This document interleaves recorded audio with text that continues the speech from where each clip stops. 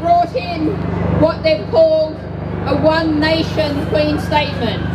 But of course we know what it really is. It's a Queen statement for the 1%, not for the 99% of the rest of us. Now I think we need to think about who's excluded from this One Nation. The government says jobs will give you security. Well, not if you've got a 0 hours contract, or if you're on the minimum wage, or you've got insecure seasonal unemployment. That is not a Queen's speech for One Nation. It's a Queen's speech for the 1%. And then we think about this amazing, dreadful policy to sell off homes. More social housing is going to be sold. The 1.3 million housing association homes are at risk. Contrast that figure to the more people excluded from One Nation, the 1.8 million people on the housing waiting list. We have to say that's not a One Nation policy. And I think this is a really good one, a really good illustration.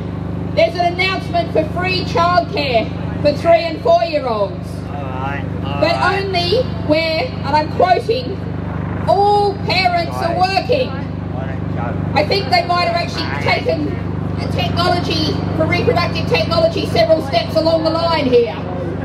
But that's going to exclude children from childcare if they haven't got all parents working. So this is 3 and 4-year-olds excluded from this supposed One Nation. But who do we know who's included? Well, I think we can probably guess.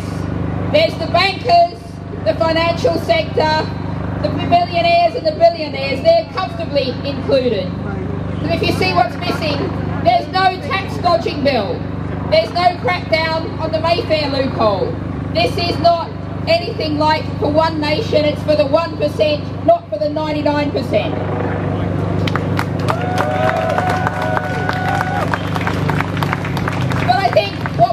Today, what we've been seeing ever since the election is people getting angry, and that's great, and it's important to hang on to that emotion but use it constructively, because we shouldn't just get angry, we need to get active is what we need to do.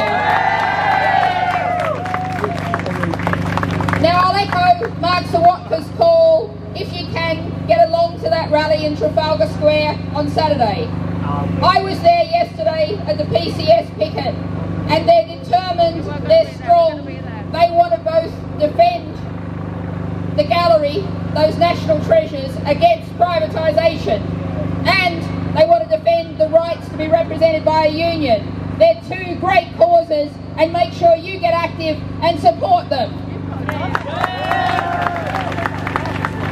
And if you can't get down there on Saturday, make sure you at least tweet on Facebook about it, so make sure other people know about it too. This could be really big, so you do your bit to help to make it even bigger.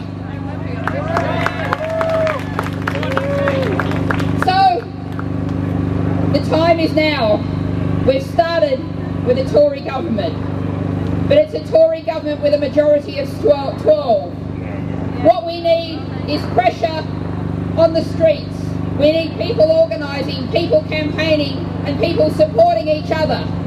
Whether your issue is the NHS, whether it's housing, whether it's workplace rights, whether it's our education system. Fight your own campaigns, but also help with others, join with others.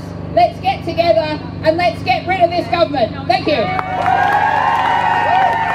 Thank you, Natalie, and thanks for all the support for the People's Assembly over the last few years. Our next speaker